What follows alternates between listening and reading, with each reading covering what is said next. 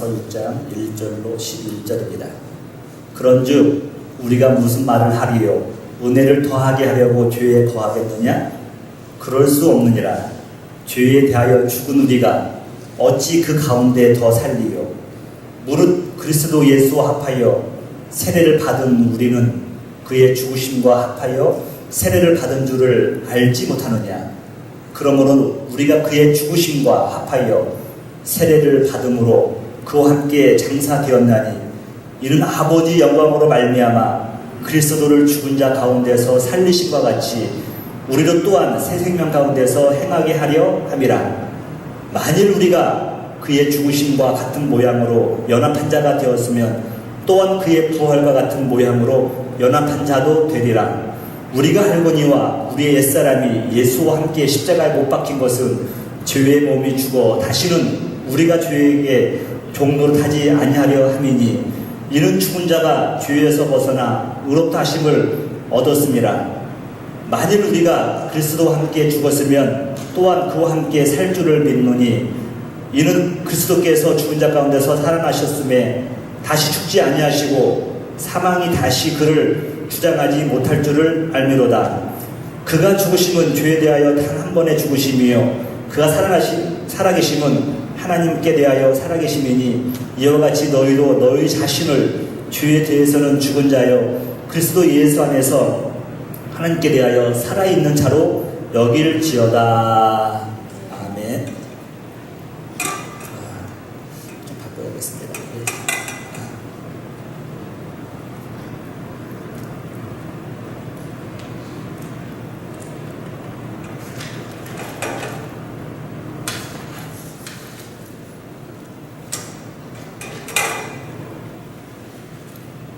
하나님의 은혜가 여러분과 함께하기를 주님으로 축복합니다. 여러분 이 시간 예배 드릴 때 내 일생에 있어서 가장 소중한 예배가 될 줄 믿습니다. 설교자로서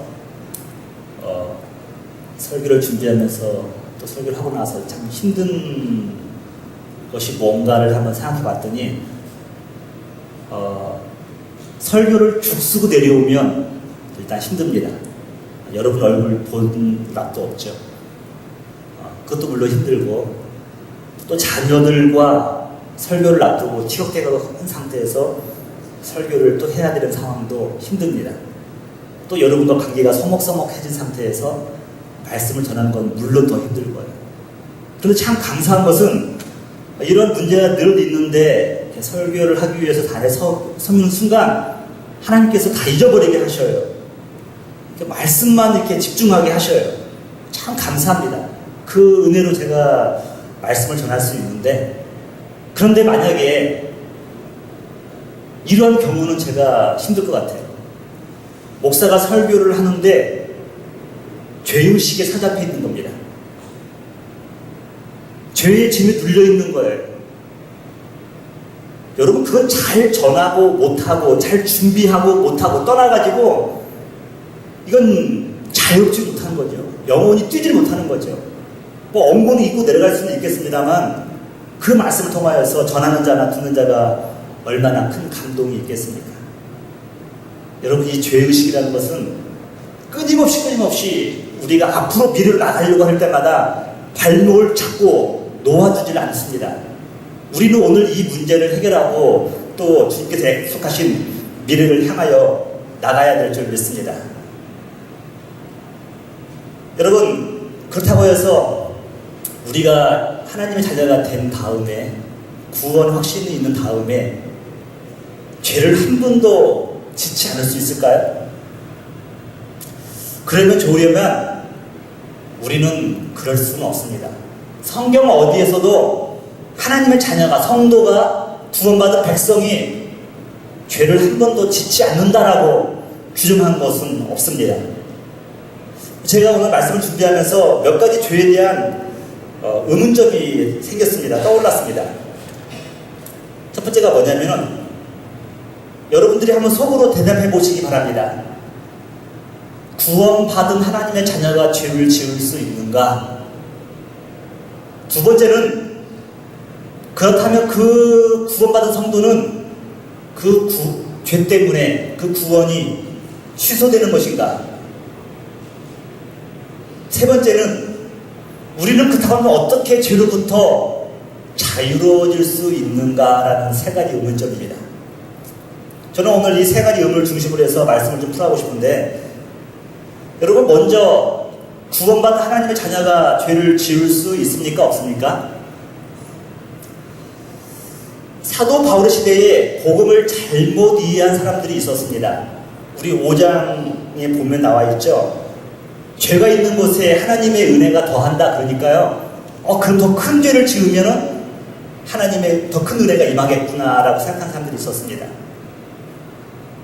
마치 하나님의 은혜를 죄를 지어도 괜찮다고 하는 라이센스, 죄에 대한 면허장으로 알고 있었던 사람들이 있었던 것입니다. 근데 사도 바울은 거기에 대해서 명확하게 말을 하죠. 1절, 2절 보시면, 그런즉 우리가 무슨 말을 하리요? 은혜를 더하게 하려고 죄에 거하겠느냐?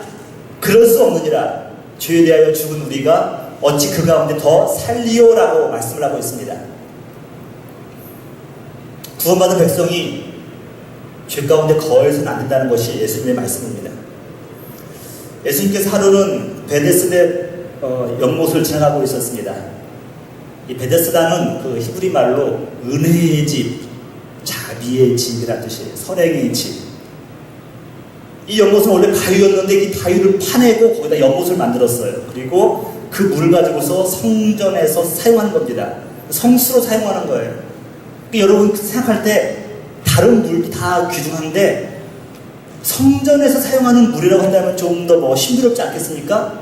그 사람들이 미신을 믿는 거예요. 어떤 미신을 믿냐면요, 가끔 천사가 내려와서 물을 탁 움직이면은 그때 맨 처음 들어간 사람은 어떤 병이든지 나을 수 있다고 하는 그런 미신을 갖고 있는 거예요. 근데 예수님이 그곳을 지나가는데 38년 된 병자가 누워있는 겁니다. 여러분, 38년 된 병자, 이 베데스다 연못에서 몇 년 동안 누워있는지는 기록되어 있지 않아요. 근데 38년 동안 아팠다는 거예요. 근데 이 사람이 안타까운 거 뭐냐면요, 미신을 믿고 거기 나와 있는 것도 참 안타까워요. 더 안타까운 거 뭐냐면 그 들어가고 싶어도 우리 통화할 때 누군가 그걸 도와주지 않기 때문에 들어가서 나을 길이 없는 겁니다. 예수님은 그를 이렇게 바라보십니다. 바라보시면서 예수님 마음 가운데 긍휼히 여기는 마음이 생긴 거예요. 여러분, 이 장면을 한번 여러분들 나중에 한번 성경을 읽어보세요. 읽는데 예수님께서 야야, 너 왜 잘못된 미신을 믿고 있냐? 언급을 안고 계셔요. 야, 너 왜 그동안에 잘못 믿었냐? 네 죄 때문이다. 앞으로는 어떻게 하라. 이런 말씀을 안 하시고 그냥 긍휼히 여기시는 거예요. 그러면서 딱 한마디를 던지십니다. 자리에서 일어나 내 자리를 들고 가라. 이렇게 말씀하는 겁니다. 예수님이 저와 여러분을 바라보는 관점이 이 관점이에요. 야, 너 왜 그랬어? 사람은 따지죠. 너 왜 그랬냐? 따지지만 우리 예수님은요, 그냥 긍휼히 여기는 거, 있는 그대로 받아주시는 거예요. 그러니까 누구든지 그에게 나오기만 하면 영생을 얻을 수가 있는 것입니다. 여러분, 근데 예수님께서 안식일 날 병을 고친 건 잘한 거예요, 못한 거예요? 38년 동안 오매불망 병나게 소원했던 사람에게 소원을 들어준 거니까 너무 잘한 거예요. 그런데 바리새인과 서기관들이 예수님께 시비를 겁니다. 무슨 얘기를 하냐면 어떻게 안식일날 자리를 들고 가게 할 수가 있느냐는 거예요. 예수님은 그 논쟁에 휩쓸리고 싶지 않으니까 피해버렸어요. 피하는 것도 하나의 방법인 것 같아요. 그리고 며칠이 지난 후에 성전에서 예수님이 그 고치신 병자를 만납니다. 병자를 만난 다음에 이렇게 말씀하시는 거예요. 여러분, 저기 요한복음 5장 14절이죠. 그 후에 예수께서 성전에서 그 사람을 만나 이르시되 보라, 내가 나았으니 더 심한 것이 생기지 않게 다시는 죄를 범하지 말라 하셨다라고 말씀하고 있습니다. 일단 문자적으로는 예수님께서는 다시는 죄를 범하지 말라고 말씀을 하신 거예요. 그러나 여러분, 앞으로 살 날 동안 단 한 번도 죄를 안 지을 수가 있겠습니까? 우리도 마음으로나 생각으로나 행위로나 언어로나 짓지 않기를 얼마나 강력합니까? 얼마나 원합니까? 그런 현실은 어떻습니까? 생각만 하면 죄예요. 말만 하면 상처예요. 우리 손과 발은요, 다 나 자신을 위해서 나를 섬기는 데만 사용하고 있어요. 가끔 이민자들이 이런 말을 합니다. 밖에 나와 보니까 우리 고국을 전체적으로 객관적으로 볼 수 있는 시간이 생겼고 생각하는 것보다 더 심각하다는 것을 말씀을 많이 해요. 맞는 것 같아요. 공동체 내에 있는 것보다도 밖에서 바라보는 것이 객관적이고 전체적으로 바라볼 수 있는 그런 안목이 있습니다. 여러분 장기를 둘 때요, 장기를 두는 사람은 못 보는 것을 밖에서 순수 두는 사람은 더 잘 보는 것과 똑같은 이치예요. 저 스스로를 보더라도 우물한 개구리예요. 저는 TV를 이렇게 보다가 십자가만 걸고 나온 목걸이라든지 귀걸이라든지 걸고 나온 연예인만 보면 전적으로 신뢰합니다. 고치고 싶어도 안 온대요. 일단 상점에 들어갔는데 하나님의 말씀에 서구가 적혀있는 상부 있잖아요. 그럼 전적으로 믿어요. 다른 것보다도 이곳에서 그걸 사고 싶어요. 뭐 그러고 말면 나중에 뭐 낭패를 보거나 실망할 때도 있지만요, 같은 하나님을 섬긴다는 것을 늘 저는 크레딧을 막 두고 싶은 거예요. 이게 저의 한계입니다. 저의 한계예요. 우리 반면에 세상 사람들은 우리 크리스찬 신앙 공동체를 바라보는 관점이 다 그들이 옳은 것은 아니더라도 우리가 한 번쯤 그들의 평가를 짚어볼 필요가 있는 것이 몇 가지인데 뭐냐는 거예요. 기독교인들은 위선자라고 말을 합니다. 위선자가 뭡니까? 투페이스 아닙니까, 여러분? 말하는 것과 행하는 것이 다르다는 거예요. 입만 열면 사랑을 노래하고 사랑을 말하지만 지그들끼리 다투지게 싸운다는 겁니다. 어떻게 하면 죄 용서가 없다고 자유함을 준다고 말을 하면서도 여전히 죄인들의 소굴이 교회라고 말을 할 수도 있습니다. 그래서 그들은 다음과 같은 결론을 도출합니다. 이걸 보니까 하나님이 안 계시든지 아니면 크리스천들이 잘못 믿든지. 저는 어느 부분은 그들의 관심을 더 생각합니다. 여전히 죄를 짓고 있다는 부분, 인간 냄새 난다는 부분 잘 봤어요. 이것은 성경에서도 부인하지 않는 것입니다. 다시 본문으로 돌아가서 제가 읽어볼게요. 1절에 보면 그런즉 우리가 무슨 말 하리요? 은혜를 더하게 하려고 죄에 거하겠느냐? 사도 바울은 노웨이죠. 대답은 그럴 수 없다는 겁니다. 먼저 이 말이 예수 믿으면 죄를 한 번도 지어서는 안 된다는 말이 아니라는 것을 여러분들이 알아야 돼요. 어떻게 죄를 한 번도 안 짓고 살아갈 수가 있겠습니까? 나는 죄를 짓지 않는다라고 하는 그 생각 자체가 벌써 죄예요. 여러분 오늘 1절 수강에 보면 죄에 거하겠다라고 말할 때 죄에 거하다고 하는 그 원어적 의미를 생각해보면 우리가 알 수가 있습니다. 이 의미는 뭐냐면요, 죄를 죄로 여기지 않는다라는 의미가 있어요. 어떻게 죄에 거하겠느냐, 다른 말로 하면 어떻게 죄를 죄로 여기지 아니하겠느냐는 의미예요. 우리는 다음 같은 사실을 깨달을 수가 있습니다. 죄를 짓는 것보다 더 심각한 죄는 뭐냐면 자기 죄를 죄로 여기지 않는다는 거예요. 가끔 교회를 나오지 않고 세상 사람들을 만나보면 그들만큼 의로운 사람들은 없어요. 그들은 다 판단하고 정죄하고 다 합니다. 자기들보다 의로움이 사람이 없는 거죠. 죄를 죄로 여기지 않는 시절이 저와 여러분에게도 이스라엘 백성들에게도 있었습니다. 우리 6장 바로 위에 보면 5장 20절 한번 보실래요? 율법이 들어온 것은 범죄를 더하게 하려 함이라라고 말씀하고 있어요. 이 말을 역으로 보면요, 율법이 있기 전에는 죄가 없었다는 것이 아니에요. 죄가 있었는데 죄를 죄로 여기지 않았다는 거예요. 왜냐하면 죄의 기준이 죄를 죄로 규정하는 법이 없었기 때문에 그렇다는 겁니다. 그러나 율법이 온 후에는 죄가 규명되는 거예요. 참 제가 어렸을 때 생각해보면 국민의식이 지금은 많이 올라갔는데 그 당시에는 좀 약간 형편없었던 것 같아요. 이제 사람들이 길을 다니면서 참 침을 잘 뱉었어요.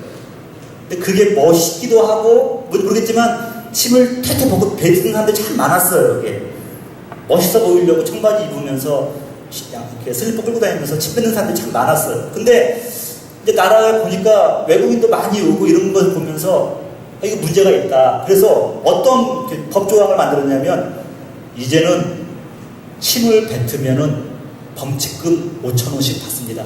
내야 됩니다. 이런 그 법 규정이 생긴 거예요. 그래서 사람들이 이제 당혹스러운 거죠. 가지고 이제는 몰래 침 뱉고 다니는 그런 사람도 있었는데 이 법이 만들기 전에는 침을 뱉는 것은 아름다운 것은 아니에요. 뱉어서는 안 돼요. 근데 뱉었지만 그것을 죄로 여기지 않았다는 겁니다. 기준이 없었던 거예요. 근데 이 법조항이 만들어진 이후에는 뱉으면은 이제 잘못해서 뱉어다 걸리면은 이제 범칙금을 내야 되는 상황이 되는 겁니다. 근데 이 법조항이 만들어진 이후에도 파렴치한 사람들이 있다는 것입니다. 그 누구냐면 자기가 잘못을 해놓고도 잘못인 줄 모르는 거예요. 도리어 더 큰 소리를 치는 겁니다. 다른 말로 하면 죄를 죄로 여기지 않는 사람들이라는 거예요. 바로 이것이 사도 바울이 말하고 있는 어찌 죄에 거하겠느냐라고 말씀하고 있는 것이에요. 하나님의 말씀을 비추어서 죄를 죄로 여기는 사람은 자기가 잘못한 걸 깨닫고 그리스도 앞으로 나갑니다. 하지만 세상 사람들은 죄를 지으면 숨거나 죄를 안 지은 척 합니다. 머리 좋은 사람도 가끔 청문회 나가면 기억이 안 난대요. 그분들 머리 참 좋거든요. 육법 변서를 다 암송해가지고 다 패스하신 분들인데 1, 2년 전 기억이 안 난다는 거예요. 거기서 누구 하나 네 제가 그랬습니다. 잘못했습니다. 벌을 달게 받겠습니다. 하는 사람이 아무도 없어요. 죄를 죄기로 여기지 않는 사람들이죠. 하지만 구원받은 성도는 여전히 죄를 짓습니다. 죄를 지으면 우리의 특징이 뭐냐면 은혜의 보좌 앞으로 나가서 고백하는 거예요. 하나님 내가 죄인입니다. 하나님의 영광을 가렸습니다. 용서하여 주시옵소서. 이게 세상 사람들과 우리와 차이점이에요. 같은 죄를 지음에도 불구하고 한 사람은 숨고 한 사람은 하나님 앞에서 고백하는 겁니다. 그래서 구원받은 하나님의 자녀들도 스스로 하나님 앞에서 인정하면서 여전히 죄를 지을 수밖에 없는 존재라는 것을 알아야 돼요. 그래서 겸손일 수가 있는 겁니다. 여러분 우리가 예수를 일찍이 믿었지만 여전히 오늘도 우리는 자라나는 과정이 있습니다. 여러분들이 과거에 저를 만났다고 한다면 여러분들은 좀 더 많은 아픔을 경험할지도 모르겠죠. 근데 가면 갈수록 우리는 자꾸 모난 부분이 깨져가지고 조금 더 조금씩 나아져 갑니다. 그러나 예수 믿는 그 순간 우리는 완전한 사람이 됐다고 말을 할 수가 없습니다. 우리는 완성체가 아니라 하나님의 거룩함을 향하여 날마다 스텝 바이 스텝 조금씩 나아가는 존재들이라는 거예요. 가끔 길을 가다 보면은 당과 같은 푯말이 있습니다. 공사 중, 통행에 불편을 드려서 죄송합니다. 그리고 준비 중. 야, 믿는 사람이 왜 그 모양이냐? 여러분, 우리 뭐라고 해야 됩니까? 죄송합니다. 지금 공사 중입니다. 제가 프로세싱 과정 2개 있습니다. 죄송합니다. 나중에 조금 더 나은 모습으로 보여드리겠습니다. 우리는 완전하지가 않아요. 목사님이 그럴 수 있습니까? 목사님이 왜 그 모양입니까? 죄송합니다. 저 역시 아직도 공사 중입니다. 아직 저는 완전하지 않습니다. 용서해 주세요. 다음에 곧 편하게 모시겠습니다. 여러분 성경은 예수 믿기 시작함과 동시에 완성이 아닌 뒤이어가 비컴이라고 하는 미래동사를 사용하고 있습니다. 그리스도의 장성한 분량까지 자라나야 함을 말하고 있습니다. 이것은 미래에 되어질 것을 말하고 있어요. 에베소서 4장 13절에 보니까 우리가 하나님의 아들을 믿는 것과 아는 일에 하나가 되어 온전한 사람을 이루어 그리스도의 장성한 분량에 충만한 데까지 이르리니 지금은 아니지만 점차 가까이 가는 겁니다. 따라서 우리는 겸손해야 됩니다. 우리는 실수할 수도 있고 연약한 존재임을 하나님 앞에서 인정을 해야 되는 거예요. 저 자신을 바라봐도 참 제가 여러분에게 솔직히 고백하는데 많은 부족함이 있죠. 여러분들에게 실망을 끼칠 만한 필요 충분 조건들이 갖춘 사람입니다. 제가 지금까지 이제 담임 사역자를 하고 말이에요. 그 전에도 그랬고, 그 설교를 앞두고는, 또 성경 공부를 앞두고는 제가 밥을 제대로 못 먹어요. 오늘도 물론 그렇습니다만 거의 그래요. 성경 공부라든가 설교를 앞두고는 입맛도 없고 뭔가 좀 이렇게 좀 약간 뭐 누리는 것도 있는 것 같아요. 밥도 못 먹고 마음이 편하지가 않습니다. 극도의 긴장감 속에서 막 이렇게 준비를 하죠. 참 이게 언제쯤 해방될는지 모르겠어요. 그래서 제가 예배 전에는 저에게 누군가 뭘 부탁을 하더라도 잘 까먹습니다. 또 무슨 말을 해도 들리지가 않는 거예요. 왜냐하면 설교에 대해서 제 머릿속에는 지금도 브레인스토밍이 되고 있는 거예요. 어떻게 말씀을 풀어가고 어떻게 해낼 것인가 하는 거예요. 그래서 제가 여러분 앞에서 인정하는 겁니다. 제가 어떠한 설교라든가 성경부를 앞두고서는 제가 잘 듣지 못해요. 이게 저의 문제예요. 여러분들이 저를 어떻게 도와주시면 되냐면 기도해 주시면 돼요. 그리고 적어 주시든지 컨펌을 해 주시면요 제가 실수를 좀 덜 할 수가 있습니다. 하지만 어떠한 이유에서라도 변명이 안 됩니다. 왜냐하면 경청을 하지 않았다는 것이에요. 여러분, 경청은 무엇입니까? 경청은 상대방이 말할 때 내가 다음에 무슨 말을 해야 될 것인가를 생각 않는 것이 경청이에요. 경청은 상대방이 뭔가를 말하고 있을 때 내가 무엇을 해야 될 것인가를 생각하지 않는 것이 참 경청의 정의입니다. 저 여러분들은 저의 약함이 알죠. 제가 성경 공부라든가 설교를 앞두고는 잘 경청하지 않는다. 근데 제가 잘못한 거죠. 여러분, 요한 1서 1장에 보니까 이런 말씀이 있어요. 만일 우리가 죄가 없다고 말하면 스스로 속이고 또 진리가 우리 속에 있지 아니할 것이요. 여러분, 구원받은 자녀들이 우리가 누구니까 사도 요한 자기도 포함해서 말하고 있는 거예요. 죄가 없다고 말하면 스스로 속이고 또 진리가 우리 속에 있지 아니할 것이요. 만일 우리가 죄를 자백하면 그는 미쁘시고 의로우사 우리 죄를 사하시며 우리를 모든 불의에서 깨끗하게 하실 것이요. 10절이 중요합니다. 만일 우리가 범죄하지 아니하다 하면 하나님을 거짓말하는 이로 만드는 것이니 또한 그의 말씀이 우리 속에 있지 아니하리라 라고 말씀하고 있습니다. 여러분, 그러니까 구원받는 자녀도 여전히 죄를 지을 수 있다는 겁니다. 억지로 지어서는 안 되지만 지을 수 있다는 거예요. 그럼 또 하나의 의문이 뭐냐면, 그럼 성도가 죄를 지음으로 우리가 받은 그 영광스러운 구원이 취소될 수 있는가? 결코 아니라는 것입니다.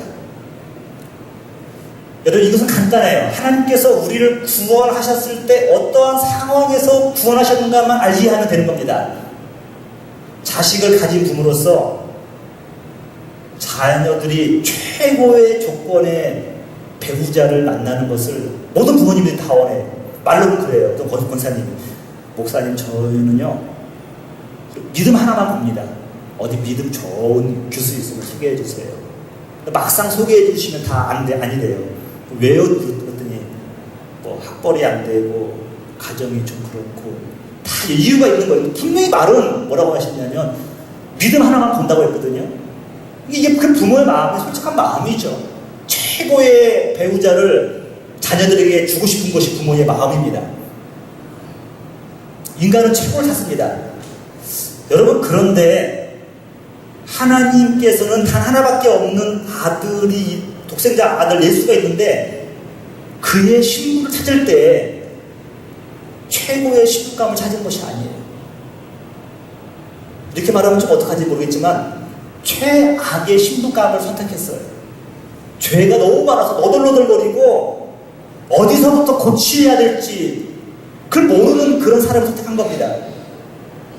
이 말을 한마디로 말하면 이거예요. 우리가 아직 죄인 되었을 때, 로마서 8절, 우리가 아직 죄인 되었을 때 그리스도께서 우리를 위해 죽으심으로 하나님께서 우리를 향한 자기의 사랑을 확증하셨다라고 말씀하고 있어요.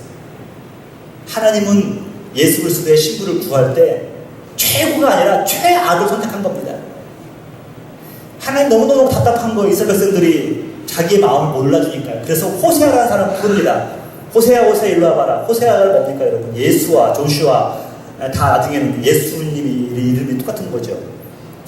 그게 부르는 하는 말이 뭐냐면 너는 지금 저기 가서 음란한 여인 고멜과 결혼하라는 거예요.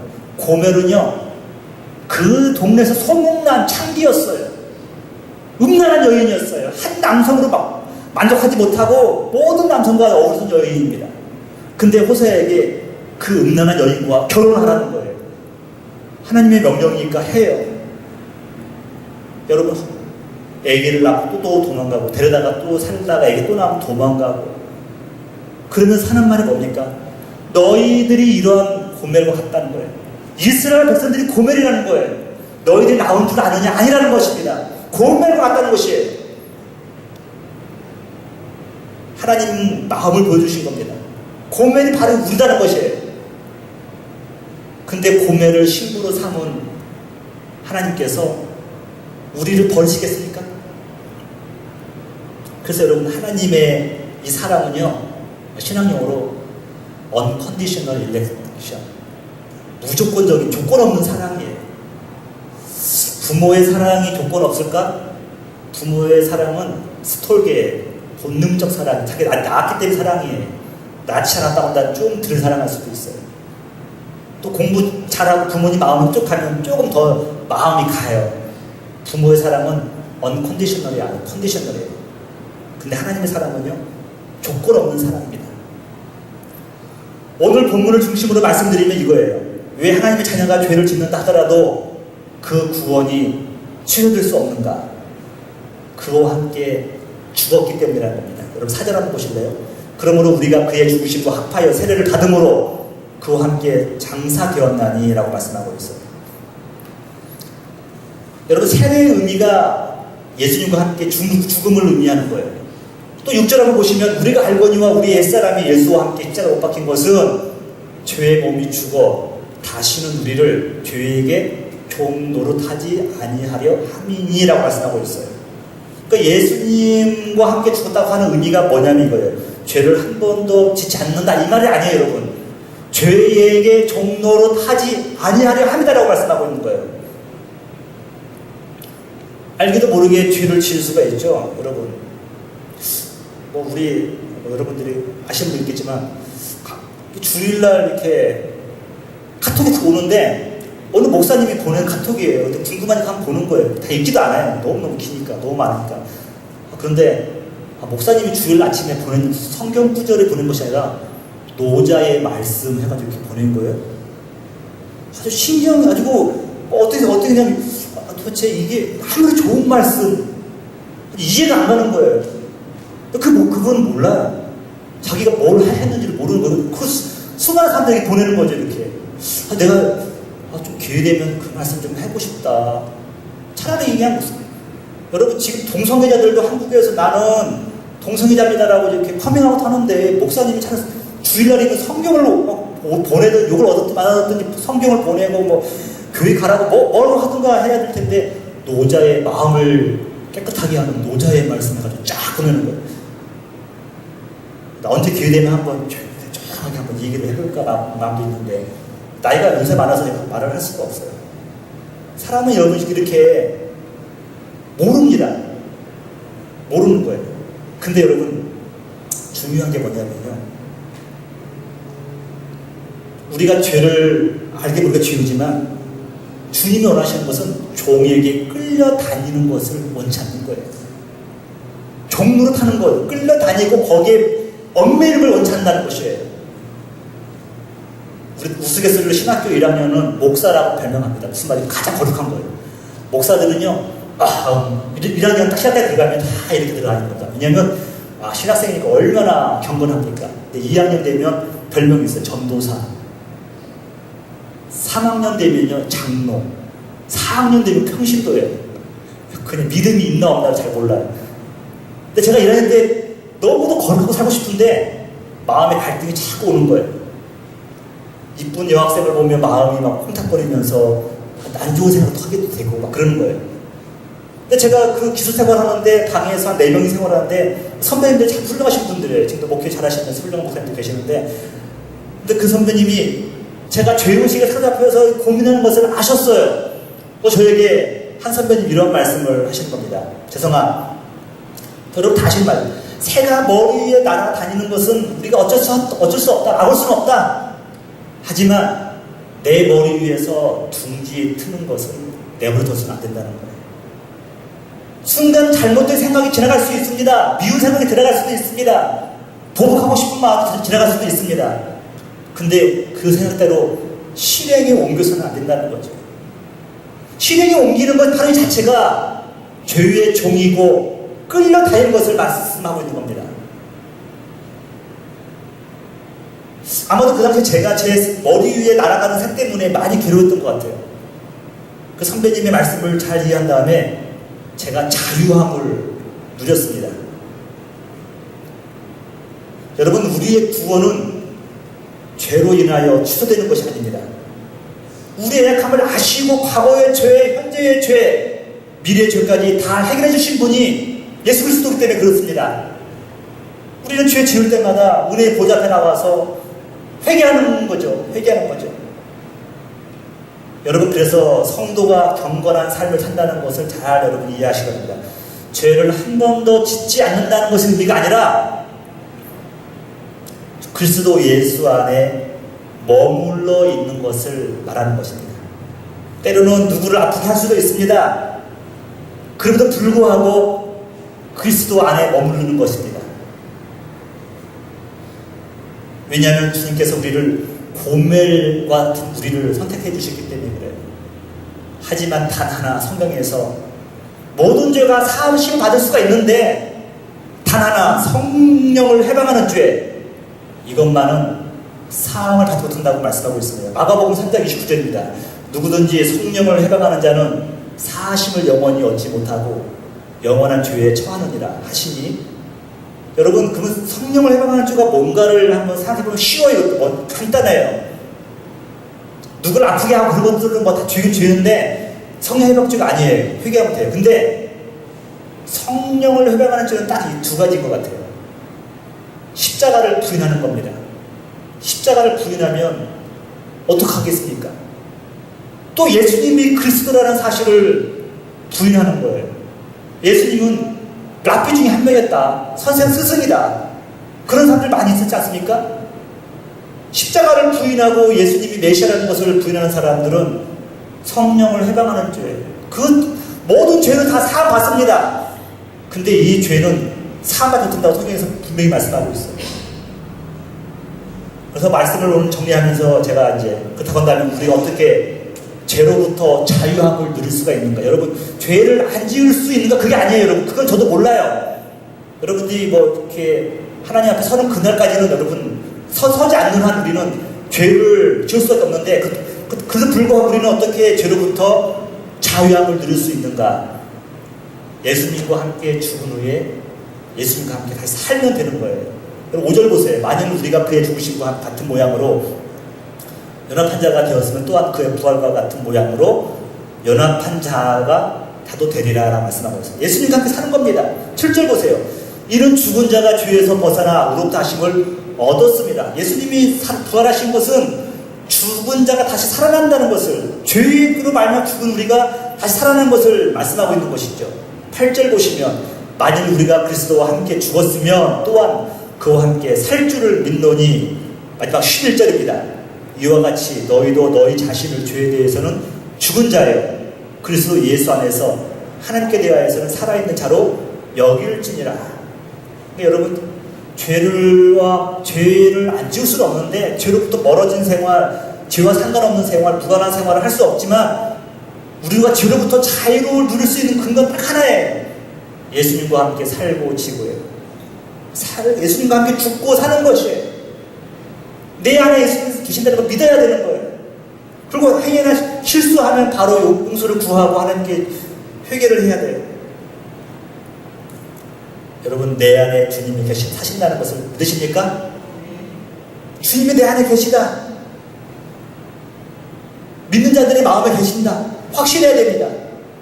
여러분 잘 아시는 최건능 목사님, 깡패였지만 그가 예수님을 만난 후에는요, 항상 다닐 때마다 이렇게 손을 계란 잡은 모양으로 다녔다는 거예요. 왜 그런가 그러니까 나는 오늘도 예수님과 함께 걷고 있는 것입니다. 여러분, 예수님과 함께 좀 손목 잡고 다닌다는 사람이 술집을 가겠습니까? 예수님과 함께 다니는 사람이 음란한 곳을 가겠습니까? 음란 생활을 하겠습니까?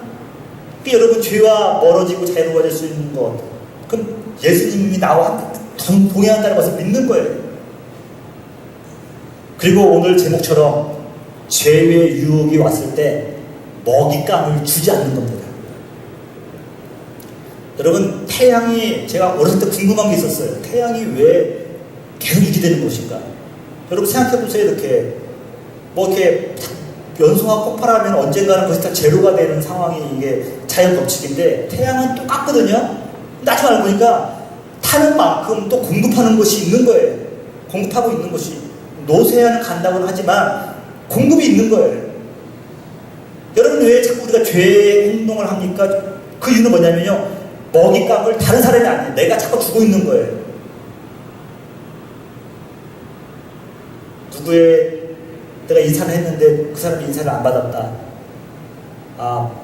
딴 생각할겠지라고 시작하면 쉬워요. 내가 전화를 했는데 그 상대방이 전화를 안 받았다. 지금 전화를 받을 수 없는 상황이구나. 이해하기 쉽습니다. 그런데 자꾸 자기 스스로가 먹잇감을 줍니다. 왜 전화를 안 받았을까? 나를 피하는 것인가? 나를 무시하는 것인가? 생각이 점점 커져가지고요, 나중에 잠도 못 자고 그냥 힘들어하는 거죠. 어떻게 보면 여러분들이 힘들어하는 대부분의 먹잇감을 여러분들이 주고 있는 겁니다. 저도 마찬가지가 자꾸 드는 거예요. 생각을 자꾸 키워가는 거죠. 근데 그것을 그러지 말라는 것이죠. 그런 생각이 들으면요, 빨리 우리는 믿음의 방패를 막아버려야 됩니다. 막아버리고 성령의 능력으로 떠나갈지어다 선포해버리는 거예요. 끊어버려야 되는 거예요. 먹잇감을 줄 필요가 없어요. 그리고 나서 성령님을 찬양한다든가 성령님의 도우심을 구해야 되는 겁니다. 사도 바울이 그래서 말을 하잖아요. 육을 위하여 심는 자는 육으로부터 썩어질 것을 얻고, 그러니까 육을 위해서 자꾸 먹이를 주는 사람들은 결국 이거예요. 육을 위해서 먹이를 주는 사람은 육으로부터 썩어질 것을 얻지만 성령을 심는 자는 성령으로부터 영생을 얻는다라고 말씀하고 있는 겁니다. 저는 여러분에게 이제 권면합니다. 여러분, 더 이상 우리 육에게 먹잇감을 주지 마십시오. 육의 소욕은 죄로 나가는 지름길입니다. 근데 성령님을 심으세요. 성령님을 위해 찬양하세요. 성령님을 예배하세요. 성령님과 동행을 선포하세요. 도우심을 간구하세요. 그 순간 우리는 성령님으로부터 영생을 얻는 줄 믿습니다. 오늘 말씀을 마무리하면서 여러분 삶 가운데서 다시 한번 성령님의 역사로 말미암아서 영생을 선물로 얻으시고 누리시는 여러분 되시기를 주님의 이름으로 축복합니다.